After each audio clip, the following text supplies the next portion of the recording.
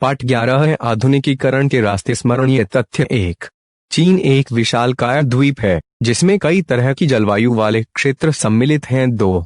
चीन का सबसे प्रमुख जातीय समूह हान है और प्रमुख भाषा चीनी है। 3।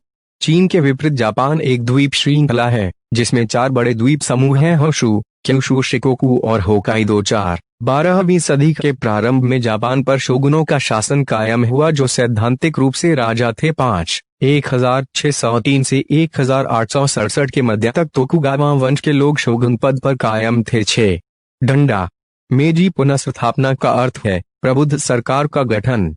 सन 1867 से 68 के दौरान मेजी वंश का उदय हुआ और देश में विद्यमान विभिन्न प्रकार का असंतोष मेजियों की पुनर्स्थापना का कारण बना। 7।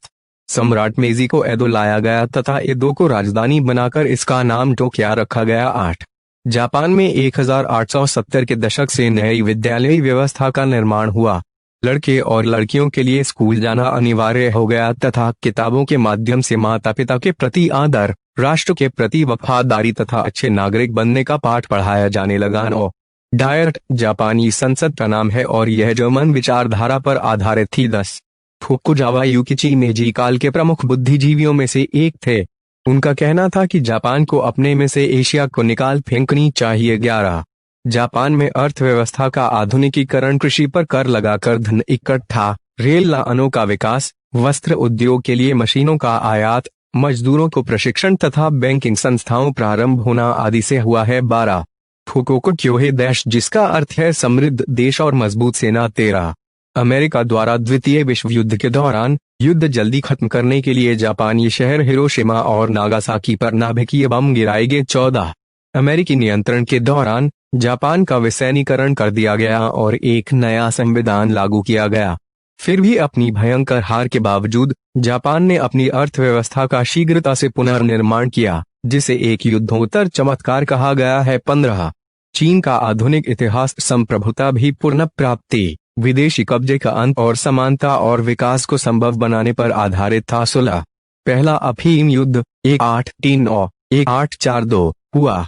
इसने सत्ताधारी क्विंग राजवंश को कमजोर किया और सुधार तथा बदलाव की मांगों को मजबूती दी। 17। 1911 में माचू साम्राज्य के समाप्ति के साथ सन यात-सेन के नेतृत्व में चीन में गणतंत्र की स्थापना हुई। 18।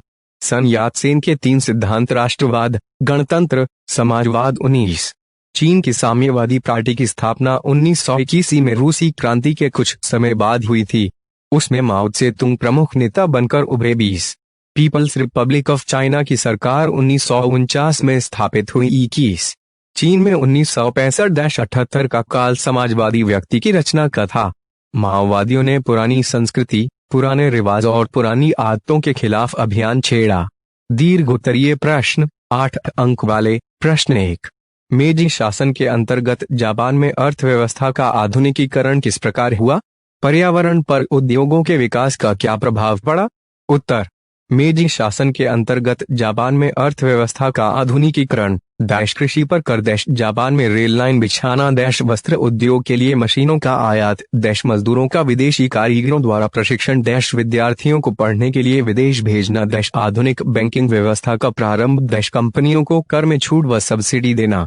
पर्यावरण पर उद्योगों के विकास का प्रभाव, देश लकड़ी जैसे प्राकृतिक संसाधनों की मांग से पर्यावरण पर विनाशकारी प्रभाव, देश औद्योगिकरण के कारण वायु प्रदूषण, जल प्रदूषण का बढ़ना, देश कृषि उत्पादों में कमी का प्रमुख कारण लोगों का शहरों की तरफ पलायन।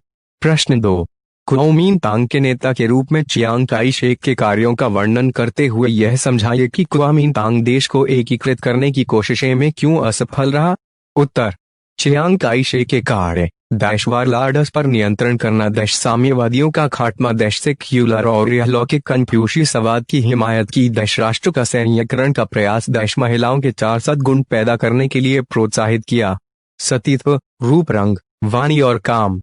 देश को एकीकृत करने में असफलता के कारण देश संकीर्ण सामाजिक आधार, देश सीमित राजनीतिक दृष्टि, देश पूंजी नियमन और भूमि अधिकारों में समानता लाने में असमर्थता, देश लोगों की समस्या पर ध्यान न देकर फौजी व्यवस्था थोपने का प्रयास किया। प्रश्न 3। 1870 के दशक में जापान में विद्यालयी व्यवस्था और राष्ट्र के एकीकरण के लिए क्या बदलाव किए गए? विस्तार से वर्णन कीजिए। उत्तर। विद्यालयी व्यवस्था में बदलाव, डैश लड़के और लड़कियों के लिए स्कूल जाना अनिवार्य, डैश पढ़ाई की फीस बहुत कम करना, डैश आधुनिक विचारों पर जोर देना, डैश राज्य के प्रति निष्ठा और जापानी इतिहास के अध्ययन पर बल दिया गया, डैश किताबों के चयन और शिक्षकों के प्रशिक्षण पर नियंत्रण, डैश माता पिता के प्रति आदर, राष्ट्र के प्रति वफादारी और अच्छे नागरिक बनने की प्रेरणा दी गई।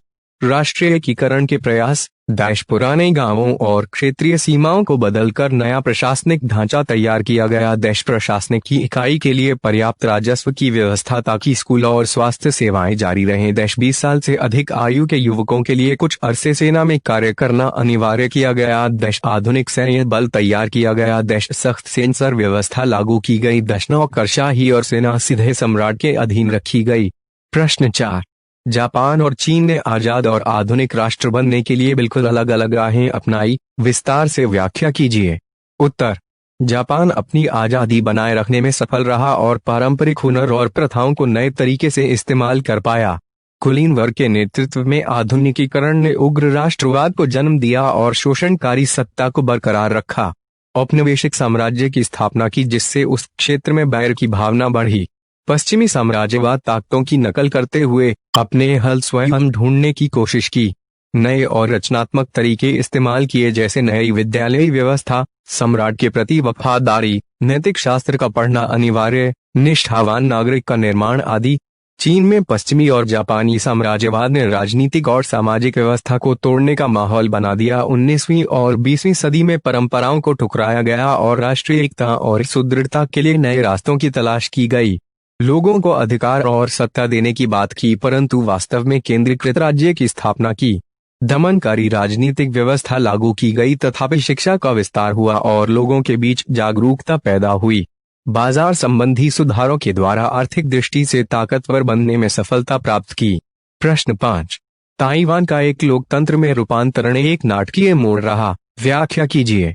उत्तर, चीनी साम्यवादी दल से पराजित होकर चियांग काई शेक 1949 में ताइवान भाग निकले और वहां उन्होंने चीनी गणतंत्र की स्थापना की। कुओमिंतांग ने चियांग काई शेक के नेतृत्व में एक दमनकारी सरकार की स्थापना की लेकिन भूमि सुधार लागू किए गए। अर्थव्यवस्था का आधुनिकीकरण किया गया। 1975 में चियांग की मृत्यु के बाद धीरे धीरे लोकतंत्र में रूपांतरण प्रारंभ हुआ। 1887 में फौजी कानून हटा लिया गया, विरोधी दलों को गठन की इजाजत मिली और स्वतंत्र मतदान द्वारा ताइवानियों को सत्ता में लाने का प्रयास प्रारंभ किया गया। ताइवान में पूर्ण राजनयिक संबंध और दूतावास रखना संभव नहीं है क्योंकि इसे चीन का ही एक हिस्सा समझा जाता है।